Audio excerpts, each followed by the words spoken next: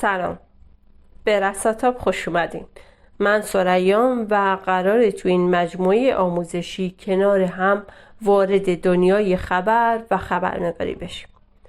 من چند سالی که وارد عرصه رسانه و کار خبر شدم، از همکاری با رسانه‌های رسمی و محلی گرفته تا تهیه گزارش‌های مکتوب و ویدیویی و کار رسانه‌ای در میدان که در بخش‌های مختلف فعالیت داشتم، در حوزه اقتصادی، اجتماعی، عمرانی، سیاسی، فرهنگی، ورزشی. و این مسیر برای من فقط یک دوره آموزشی و یک کتاب و جزوه نبوده و بخش زیادیش تجربه، اشتباه، اصلاح و دوباره تجربه بوده. تصمیم گرفتم که تو این مجموعه آموزشی چیزهایی رو که توی این سالها تجربه کردم، یاد گرفتم که چه با آزمون و خطا و چه با استفاده از دانش اساتید بزرگوارم با شما به اشتراک بذارم. اگه به خبر و روزنامه نگاری علاقه دارید یا حتی فقط دوست دارید بفهمید که پشت خبرهایی که هر روز میبینیم و میشنویم و باهاش سر و کار داریم چی میگذره، این پادکست برای شماست. واقعیتش اینه که امروزه دیگه همه ما چه بخوایم چه نخوایم تو زندگیمون با خبر سر کار داریم و با خبر و اتفاقات خبری زندگی میکنیم. فضای مجازی و شبکه‌های اجتماعی کاری کرده که اتفاقاتی که توی دنیا با فاصله حتی چند ثانیه رخ میده به دست ما برسه.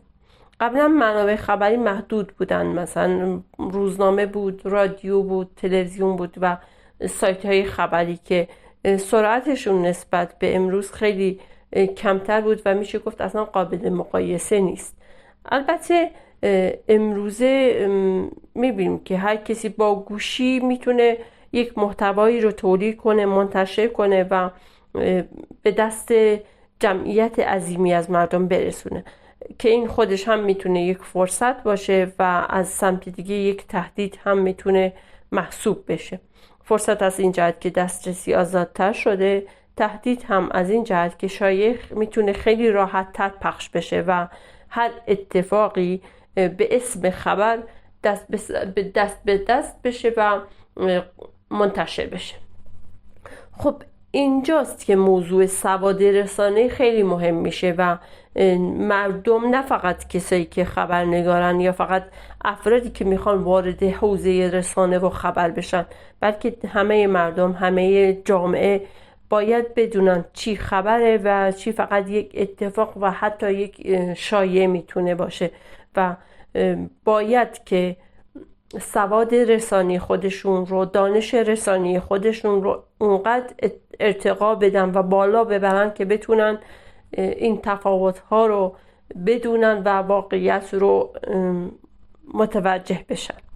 خب قبل از اینکه بخوام آموزش‌ها رو شروع کنم، لازمه خیلی کوتاه تعریفی داشته باشم از اینکه خبرنگار کیه و چه کاری رو انجام میده.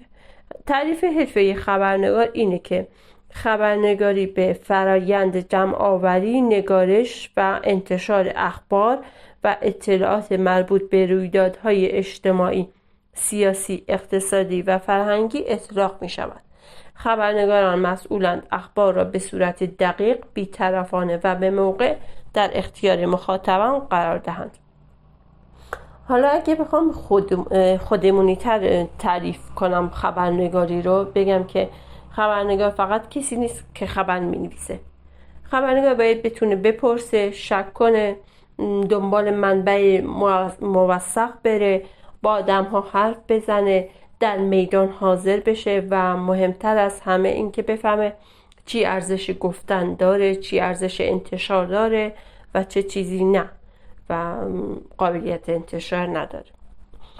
خبرنگاری شاخه‌های مختلفی داره و بد نیست که به این موضوع هم اشاره داشته باشم، اینکه خبرنگاری تلویزیونی که با تصویر و صدا سر و کار داره و باهاش آشنایی داریم. خبرنگاری آنلاین که شامل سایت ها و شبکه‌های اجتماعی میشه و میبینیم که این روزها خیلی پررنگتر شده و خیلی از افراد به این سمت حرکت کرده. خبرنگاری چاپی داریم مثل انتشار روزنامه ها و مجلات که مقداری نسبت به گذشته کمرنگ تر شده. خبرنگاری تحقیقی داریم که خبرنگار میره سراغ موضوعات عمیق‌تر و دنبال آشکارسازی حقیقت‌های پنهانه. و خبرنگاری ورزشی هم هست، این هم که روی رویدادهای ورزشی و مطالب حوزه ورزش تمرکز داره. خب وظیفه خبرنگار چی هست؟ وظیفه خبرنگار بد نیست بدونی که فقط جمع‌آوری اطلاعات نیست. اینکه بگیم خبرنگار جمع‌آوری اطلاعات داره درست نیست. نوشتن درست خبر، ارتباط گرفتن، رعایت اخلاق حرفه‌ای، تحلیل خبر و انتقال واقعیت به مخاطب جزء مسئولیت‌های خبرنگار محسوب میشه و خیلی حائز اهمیته.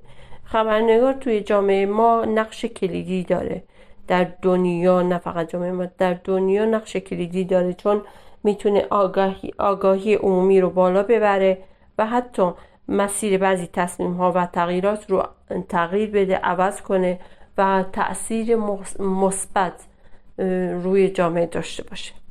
خب حالا برسیم به سوال جلسه اصلی.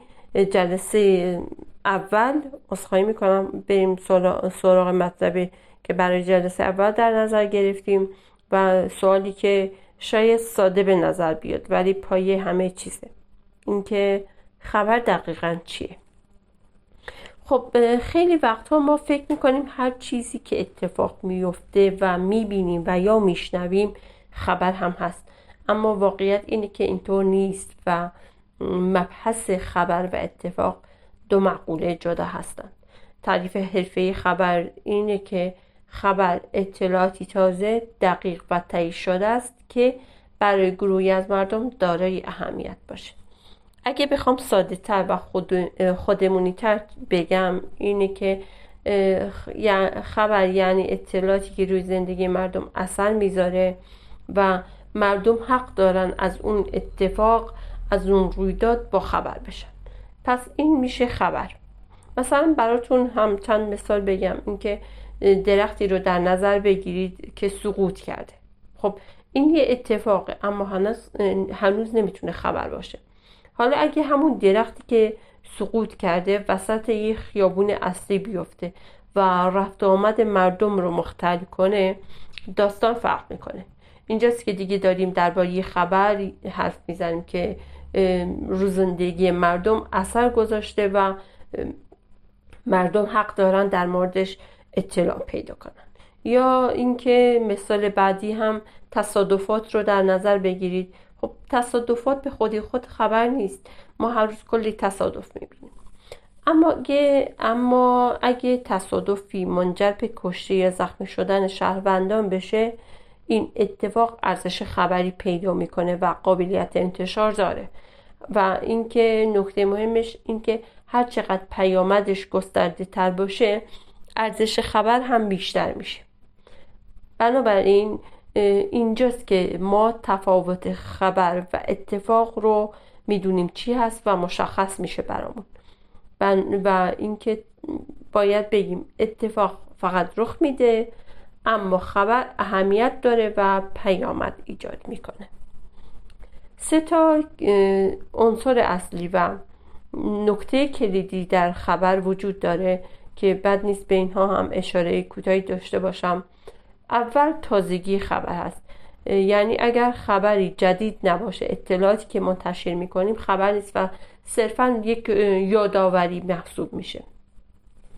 دوم اهمیت خبر هست، یعنی اینکه اون اتفاق چقدر حائز اهمیت بوده، بهش اشاره کردیم که چقدر میتونه رو زندگی، رو جامعه و برای مردم اثرگذار باشه و این اتفاق داره اهمیت هست، یعنی هر اتفاقی ارزش انتشار نداره. سوم دقت و اعتبار هست، یعنی خبری که منبع معتبر نداشته باشه شایع تلقی میشه و خبر نیست. و کار خبرنگار هم قطعا شایع پراکنی نیست. کارش اینه که واقعیت رو شفاف، فشرده و قابل اعتماد منتقل کنه، جوری که مخاطب بدون اینکه حدس و گمانی داشته باشه بفهمه که واقعیت چی بوده و از اون اتفاق به خوبی مطلع بشه.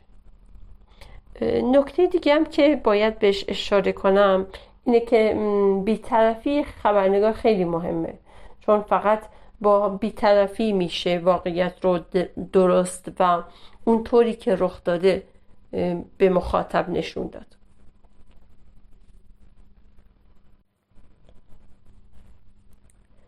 پس از این به بعد هر وقت با یک رویداد، با این توضیحاتی که داشتیم، با یک رویدادی روبرو شدید، از خودتون بپرسید این فقط یک اتفاق یا ارزش خبری داره؟